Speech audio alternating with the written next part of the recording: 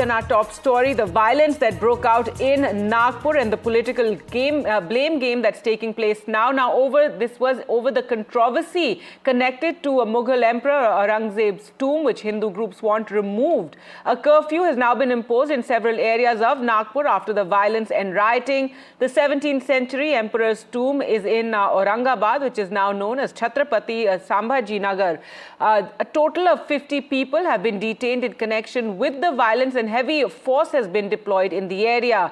The violence and stone pelting followed rumors that a holy book was burned during a protest by right-wing groups which were demanding the removal of Aurangzeb's tomb. Chief Minister Devendra Fadnavis has urged people to cooperate with the police to ensure law and order. He's also urged citizens not to believe in any rumors and not to take the law into their own hands. Also hitting out at the opposition, claiming it was a conspiracy. Nagpur में जो दुर्घटना हुई है बहुत ही दुर्भाग्यपूर्ण है। जो आगजनी हुई है, जहाँ पर कई लोग 2-4 हज़ार लोग इकट्ठा होकर जो समाज कंटक थे, उन्होंने कई घरों को वहाँ पर मोमिनपुरा है, महाल एरिया है, चिटनीस पार्क है, यहाँ पर इकट्ठा होकर लोगों के घरों को लक्ष्य कर दिया, टारगेट कर दिया, पथराव किया। इसका मतलब ये होता है कि ये पूर्व नियोजित साजिश थी क्या? इसकी भी पुलिस तफ्तीश कर रही है। समाज में दूरी निर्माण करना, विद्वेष फैलाना, अशांति फैलाना, कम्युनल राइट करना, ये सब सोचकर समझकर जो काम कर रहे हैं समाज कंटक, उनको बिल्कुल बख्शा नहीं जाएगा। उनके ऊपर कड़ी कार्रवाई की जाएगी।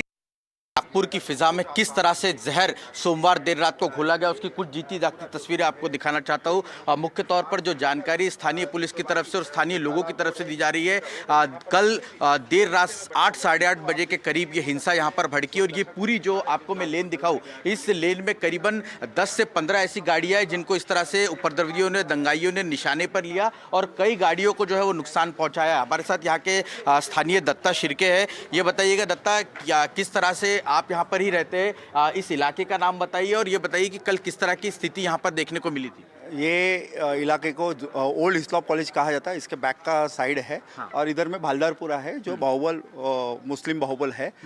कल शाम को जैसे ही चौक में ये वारदात हुई और उसके बाद फतरा हुआ और उसके बाद दंगाई आए, हम लोग चौक में थे, हमको पता चला कि इधर में भी कुछ लोग आ रहे हैं करके हम गली में आए। हम 10-15 लोग यहाँ देखा, बहुत सारे लोग थे, काफ़ी तादाद में थे और वो भीड़ फिर उधर से आई और गली में घुस गए। हम नीचे में चले गए और फतराव होने लगा।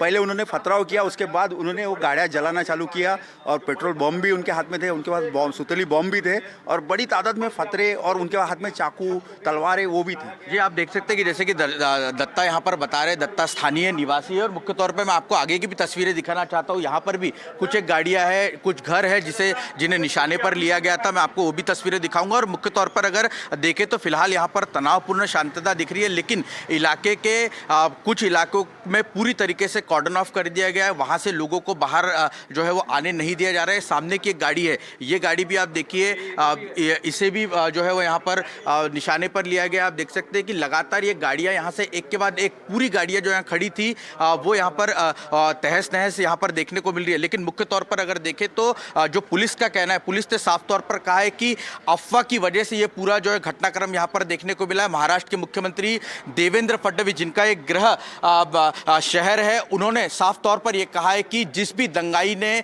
जिस भी लोगों ने साजिश रची है, उन पर कड़ी कार्रवाई जो है वो सरकार करेगी। We are at the Ruikar Square near Chitnis Park Stadium in Old Nagpur, wherein relaxations were given this morning for a few hours, but now barricades are back in place. We can see the police vehicles as well as fire brigade vehicles deployed here, and policemen are also deployed at various places, and additional forces have been sent at various sensitive places in and around Nagpur city.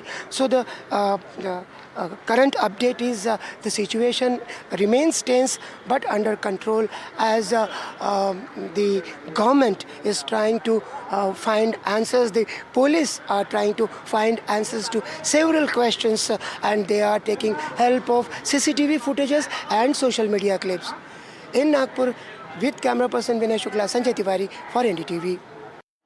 So there, the controversy over Aurangzeb's tomb now sparking into actual violence on the streets in Nagpur. This is after there have been several days since these demands have been made by Hindu groups for the removal of Aurangzeb's tomb, which is in what was earlier known as Aurangabad. Now the Chief Minister has hit out, said action will be taken against all those involved in the violence. He also asked people not to believe in any rumors.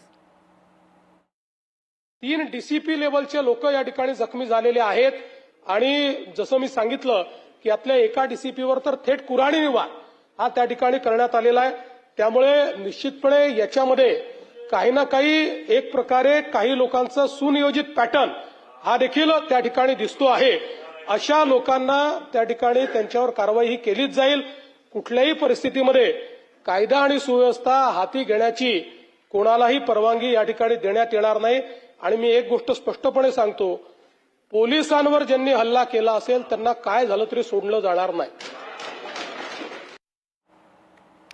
All right, so that was the Chief Minister speaking inside the assembly. The opposition has slammed the state government, though, over the violence. They held protests outside of the assembly. Shiv Sena UBT legislator Aditya Thackeray posted on X that law and order of the state has collapsed like never before. Nagpur, the home city of the Chief Minister and Home Minister, is facing this.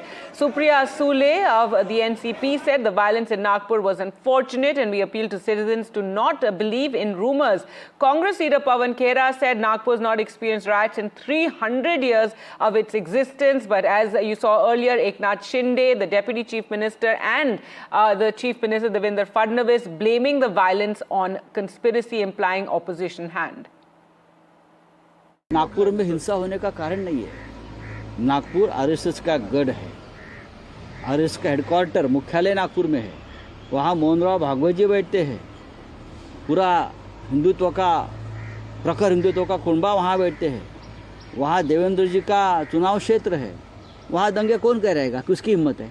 गृह मंत्री देवेंद्र फडणवीस जी है, मुख्यमंत्री देवेंद्र जी है. वहाँ Bharatiya Janata party के प्रदेशाध्यक्ष बावनकुळे नागपुर से है और 4 मंत्री आसपास है. कोई हिम्मत कर सकता है? Member of Rajya Sabha Ashok Chauhan is with me. Ashok sir, जिस तरीके से कल दंगे भड़के नागपुर में और लगातार इस बात को कह भी रहे थे कि इस तरह की घटना हो सकती है अगर इस तरह का कॉल दिया गया है, तो आपको क्या लगता है क्या वजह रही होगी इसके पीछे? नहीं, वजह तो मैं जानता नहीं हूँ. ये तो अंडर इन्वेस्टिगेशन इश्यू है. काफी लोगों को हिरासत में लिया गया है. जान माल का नुकसान तो हुआ है. वहाँ पर जितना नुकसान हुआ है तो मैं समझता हूँ कि उसके ऊपर तहकीकात करके जो भी जिम्मेदार लोग इसके लिए उसके ऊपर कार्रवाई होनी चाहिए. सर, शिवसेना का आज एक सामना में आया है आर्टिकल. उसमें कहा है कि जो मराठास का विजय का मनाने का ये एक जगह थी, क्योंकि औरंगजेब को मराठाओं पर विजय मिली थी, आप उसको हटाने की बात गलत है. मतलब उसको हटाना नहीं चाहिए. और यही देखिए, मैं उस विवाद में जाना नहीं चाहता हूँ. औरंगजेब की क्रूरता, औरंगजेब का उस वक्त का एडमिनिस्ट्रेशन, प्रशासन, इतिहास में सभी चीजें लिखी गई है. पर आज इसमें जाकर मतलब क्या है? जो चीजें इतिहास में हो गई है उसको आज उठाकर उससे लोगों को नुकसान पहुंचाना ये उचित नहीं है. मैं समझता हूँ तहकीकात पुलिस करने के बाद में सच्चाई सामने आएगी. इसके लिए जो भी जिम्मेदार है उस पर कानूनी कार्रवाई होनी चाहिए. आप कह रहे हैं इतिहास से छेड़छाड़ नहीं होनी चाहिए? इतिहास में जो चीज हो गई उसको तो बदल नहीं सकते. आज को भी जानकारी मिली कि नागपुर के अंदर कुछ पथराव हुए, वायलेंस हुए, तो हम तो हर किस्म की वायलेंस का पुरजोर से खंडन करते हैं. वायलेंस नहीं होना चाहिए. सभी को कायदे कानून का पालन करना चाहिए. पर ये क्यों हुआ, किस लिए हुआ, ये सब चीज की पूरी तरह से महाराष्ट्र सरकार को जांच करनी चाहिए. देखिए, हम तो कितने दिनों से बोल रहे हैं कि महाराष्ट्र के अंदर कुछ बीजेपी के ऐसे नफरती चिंटू आ गए जो बस दिन भर आग भड़काने का काम कर रहे हैं, नफरती भाषणबाजी कर रहे हैं. ऐसे लोगों के ऊपर लगाम लगाए सरकार, वरना देखिए आज किस स्थिति में चला गया है. आज महाराष्ट्र के अंदर हुआ. हम बोल रहे थे कि महाराष्ट्र में काफी दिनों से कुछ लोग चाहते हैं कि तनाव पैदा हो, चाहते हैं कि नफरत बढ़े.